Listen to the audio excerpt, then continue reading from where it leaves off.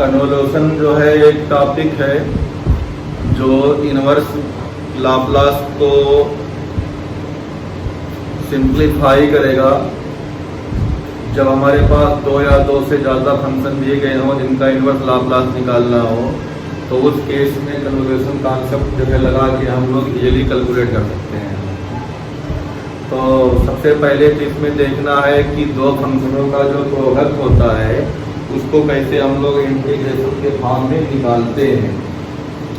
अगर हमारे पास कहीं से भी F T Laplace inverse of कोई फंक्शन जिसकी वैल्यू एफ टी हो वो पता हो और जी टी पता हो, ये दोनों क्या हो, दो फंक्शन के लाप्लास इनवर्स क्या हो, नोन हो।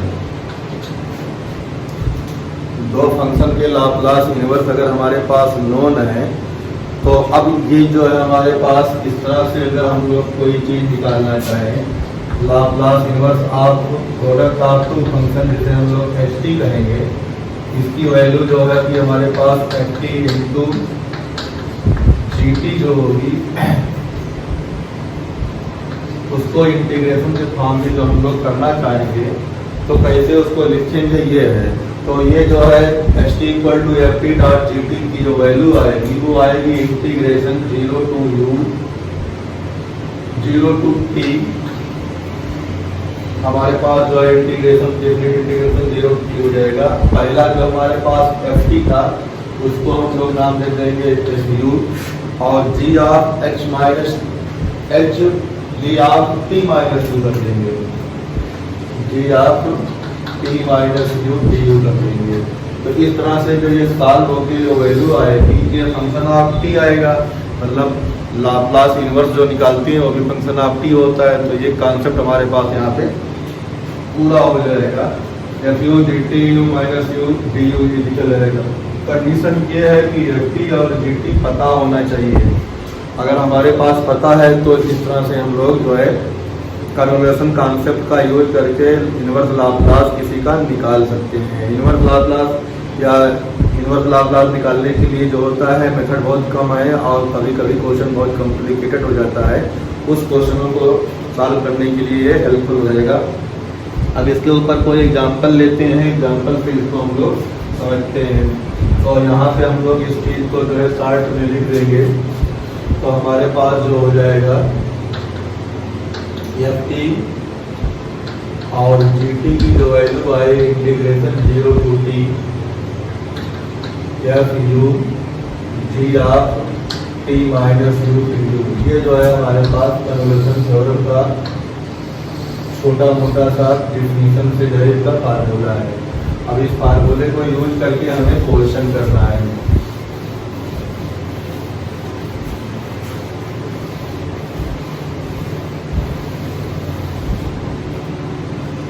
अब मान लिया हमारे पास कोई क्वेश्चन दिया हो जिसका जो है इनवर्स हमें निकालना है। तो सपोज करते हैं कि हमारे पास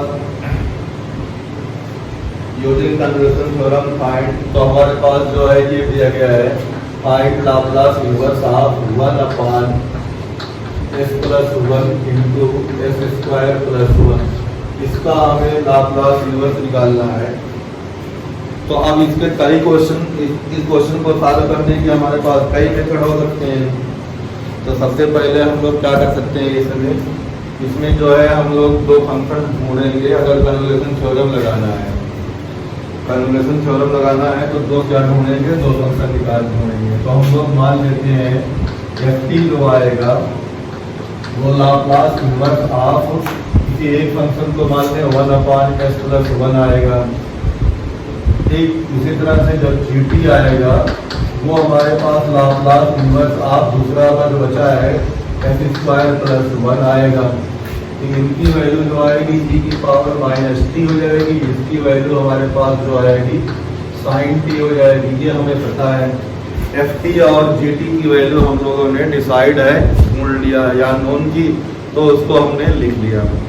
अब जब टोटल लाप्लास इनवर्स उसका निकालेंगे तो फाइंड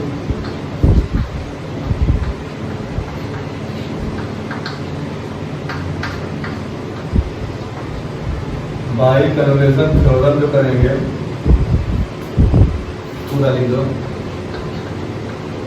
बाई कन्वर्जेशन थ्योरम हमारे पास जो होता है Laplace inverse of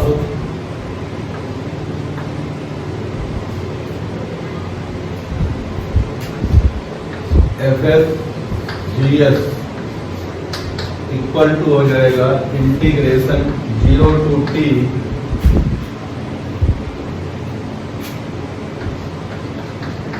F U G T minus U और डी यू। तो वैल्यू सब्स्टिट्यूट करो तो एफ यू जो है हमारे पास इससे निकलेगा ई की पावर माइनस यू और G U T minus U यहाँ से निकलेगा तो sine of T minus U और डी यू। इसको जब हम लोग इंटीग्रेट करेंगे तो इंटीग्रेट करने के लिए हमारे पास कुछ रूल्स होते हैं, उस रूल को लगाएंगे तो हमारे पास 0 to t दिया गया है। तो अब इसमें जो है बाई पार्ट्स का यूज करें और ऊपर वाली चीज को हम लोग यहाँ से हटा दें। या एक बार लिख दे लाइन करके हटाएंगे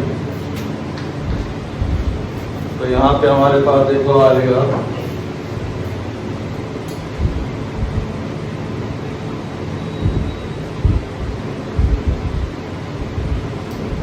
यही चीज यहाँ से लिखते तो ज्यादा बेटर रहता। तो इम्प्लाइड इंटीग्रेशन आई इक्वल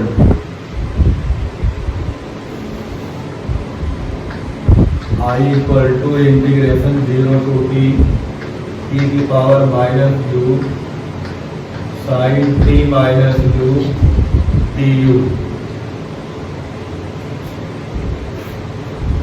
तो ये चीज हमारे पास जो है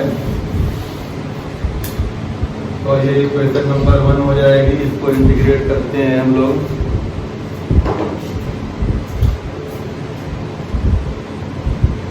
तो हमारे पास यहाँ पे हो जाएगा आई इक्वल टू ई की power minus U minus time sine of T minus you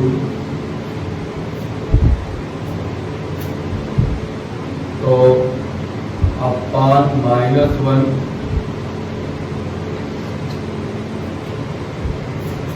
बीच में फार्मूला माइनस इसका डिफरेंशिएशन e की पावर माइनस यू इंटू -1 इसका इंटीग्रेशन तो ये कास हो जाएगा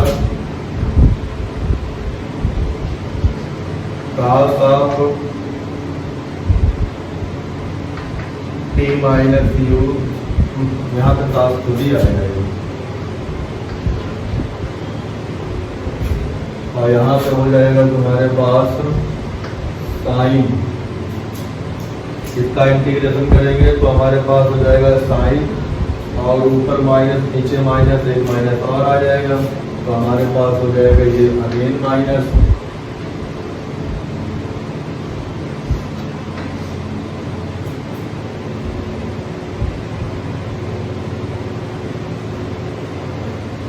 तो हमारे पास जो है यहाँ पे इसको जो है इंटीग्रेशन लगाएं और यहाँ पे 0 से t लगाएं और ये du कर दें और इस पे लिमिट लगा दें।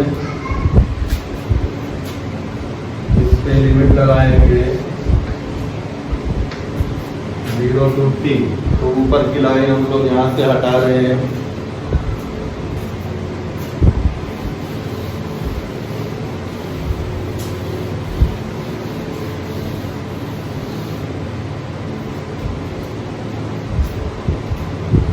ऊपर के हटाएंगे तो हमारे पास आई इक्वल टू हो जाएगा। इसमें जब टी लग रखेंगे तो ये कास टी माइनस टी 0 हो जाएगा। कास 0 की वैल्यू 1 होती है तो ये पॉजिटिव हो जाएगा। ई की पावर माइनस टी बचेगा ई की पावर माइनस टी और 0 रखने पे हमारे पास यहाँ से जो है ये पॉजिटिव की पावर 0 1 हो जाएगा। ये कास टी बचेगा तो माइनस cos t। अच्छा, ये वैल्यू इस निगेटिव को इधर भेज देंगे, ये पॉजिटिव हो जाएगा, और ये निगेटिव हमारे पास यहाँ आके निगेटिव कर देगा। तो minus integration 0 to t e की power minus u sine of t minus u और du, ये हमारे पास इतना यहाँ पे बचा रहेगा। इसी को हम लोगों ने माना है i। तो अब हमारे पास यहाँ i इक्वल टू हो गया e की power t minus cos t minus i, ये 2i हो जाएगा। 2i इक्वल टू e की power t minus cos t, तो i इक्वल टू हो जाएगा 1/2 e की power t minus cos t। तो इस तरह से जो है इसको सॉल्व करने के बाद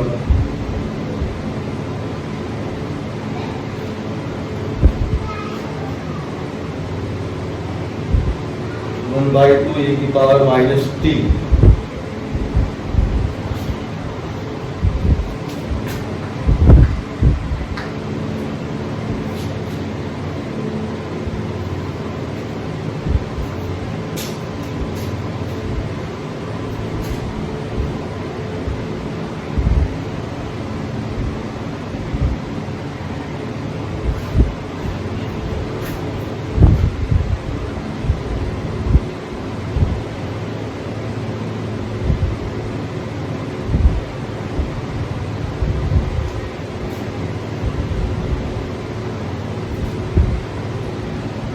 u के प्लेस पे एक बार रखेंगे t तो 0 हो जाएगा, u के प्लेस पे एक बार 0 रखेंगे तो cos t बचेगा।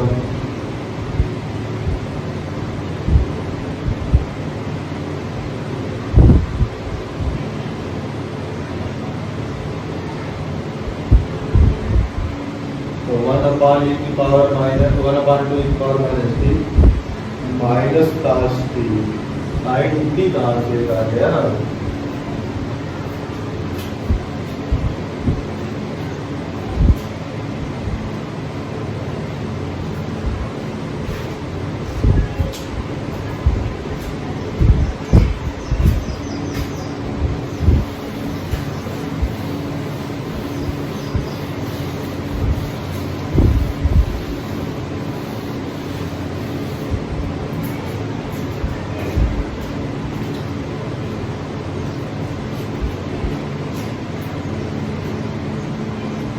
तो हमारे पास इसमें जो है क्या है, देखो हम लोगों ने ft की जो वैल्यू निकाली थी e की पावर माइनस t आया है, और gt की जो वैल्यू निकाली है वो sin t आया है। तो जब i की वैल्यू करेंगे तो integration 0 to t f u e की पावर माइनस u और gt माइनस u हो जाएगा sine t minus u du। Different integration है, तो डिफरेंट इंटीग्रेशन में जो अगर मान लिया हम लोग कंफ्यूज हो रहे हैं तो लेट कर लें, let t minus u equal to x मान लें, तो माइनस du इक्वल टू हो जाएगा dx, तो मतलब du equal to minus dx, और लिमिट जब रखेंगे तो कितनी हो जाएगी, t के प्लेस पे हम लोग जो है u के प्लेस पे t रखेंगे तो x की वैल्यू 0 हो जाएगी, और अगर उसकी वैल्यू जो है 0 रखेंगे तो हो जाएगी कितनी हो जाएगी, u इक्वल टू इसकी वैल्यू रखना है, u की वैल्यू रखना है, u इक्वल 0 होगा तो x बराबर t बराबर t इक्वल टू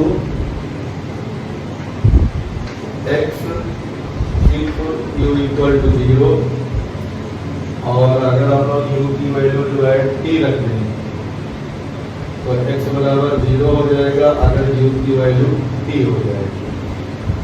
तो लिमिट हमारे पास यहाँ से देखो इस तरह से चेंज होगी, जब u बराबर 0 रख रहे हैं तो हमारे पास हो रहा है t, और जो u बराबर t रख रहे हैं तो x बराबर हो रहा है 0, टी की वैल्यू यहाँ पे एक्स हो रही है, और ये हो जाएगा हमारे पास माइनस यू की वैल्यू हो जाएगी एक्स माइनस टी। तो यू बराबर हो जाएगा माइनस टी माइनस एक्स। तो माइनस यू की वैल्यू हो जाएगी T minus x minus T. तो एक्स माइनस टी, और ये हो जाएगा साइन एक्स, और ये हो जाएगा माइनस डी एक्स। तो हमारे पास जो है लिमिट फिर 0 to x कर दिया और ये माइनस खत्म कर दिया। यहाँ पे आ गया e की power x minus T sine x D x. Integrate कर देना है, तो इंटीग्रेट करेंगे तो हमारे पास जो है i इक्वल टू कितना हो जाएगा, देखो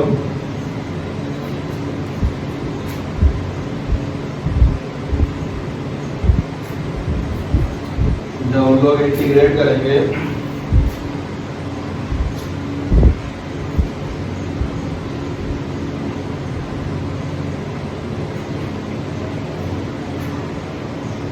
इंटीग्रेट करने से हमारे पास जो मिलेगा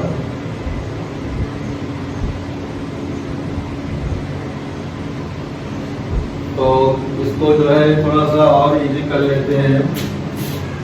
तो 0 to x ऐसे रहेगा e की पावर x e की पावर माइनस टी और साइन एक्स डी एक्स रहेगा। ये कांस्टेंट है, इसको बाहर निकाल लें।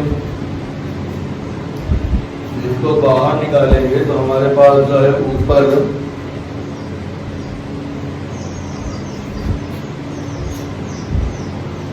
हमारे पास जो है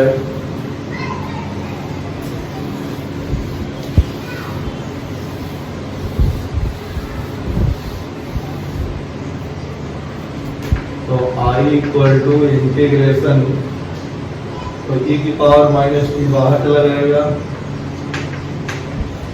इंटीग्रेशन 0 to x e की power x sine x D x. तो यहाँ पे सॉल्व करेंगे तो i इक्वल टू e की पावर माइनस टी, पहला फंक्शन ऐसे उतर गया, साइन को इंटीग्रेट किया तो हमारे पास हो गया यहाँ पे cos x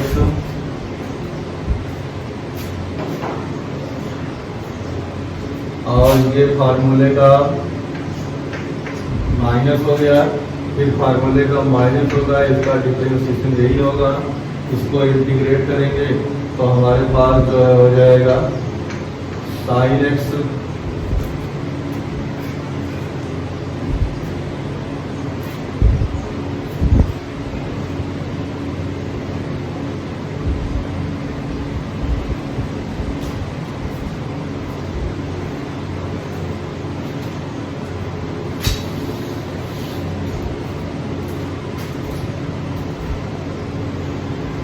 तो इसको हमने जो है फर्स्ट फंक्शन इसको मान लें, पहला फंक्शन दूसरे फंक्शन का, या यहाँ पे हम लोग इसको I1 मान लेंगे। I1 को इंटीग्रेट कर रहे हैं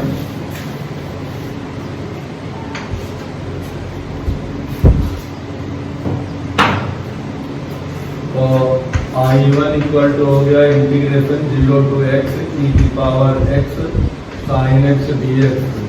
तो I1 इक्वल टू हो जाएगा e की power x minus cos x, फार्मूले का माइनस इसको प्लस कर देगा तो हो जाएगा e की पावर x डिफरेंशिएशन, यहाँ cos x रहेगा और ये dx रहेगा।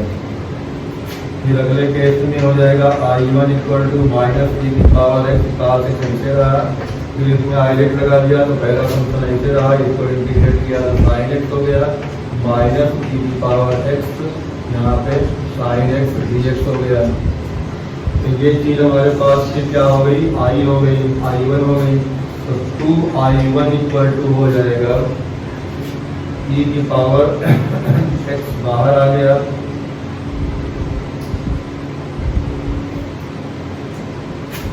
तो हमारे पास sine x minus cos x यहाँ पे आ गया। तो जो हमने किया है सब्स्टिट्यूशन किया था, तो ये वैल्यू हम लोग इसको हटा दें।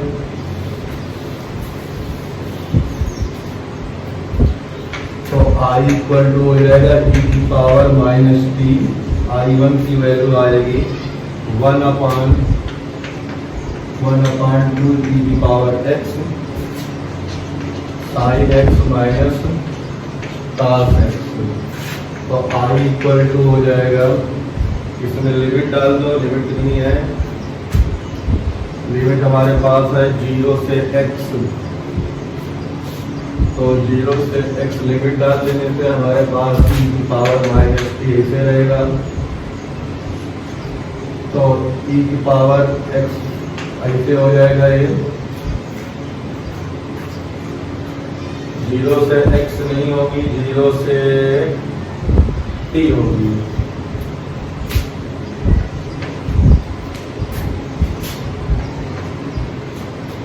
तो हमारे पास यहाँ मिलेगा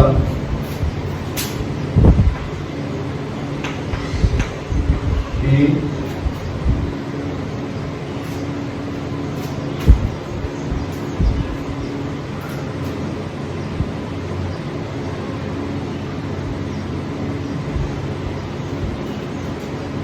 की पावर टी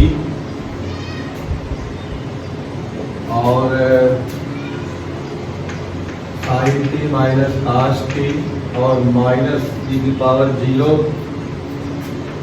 तो 1 हो जाएगा। साइन 0 0 हो जाएगा, माइनस 1। तो नीचे की लाइन जो है हटा दें। जब नीचे की लाइन हम लोग हटाएंगे तो हमारे पास हो जाएगा I इक्वल टू, ये जाएगा तो बचेगा 1/2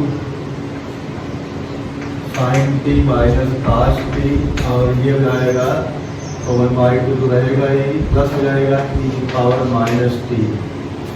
तो हमारे पास जो आंसर आना चाहिए e की पावर माइनस टी बाई 2, अच्छा 0.2 भी यहाँ पे है, और plus 1/2 sine T minus cos T. तो जो कन्वोल्यूशन थ्योरम का यूज कर रहा था, imply Laplace inverse of 1/s + 1 और s² + 1 की जो वैल्यू आएगी वो आ जाएगी e की power minus T by 2 plus 1/2 sine T minus cos T. तो इस तरह से हमारे पास एप्लीकेशन ऑफ कन्वोल्यूशन फंक्शन या कन्वोल्यूशन थ्योरम जो है हमने एक क्वेश्चन में बताया। यदि हमारे उसका एग्जाम्पल है, अब हम लोग जो है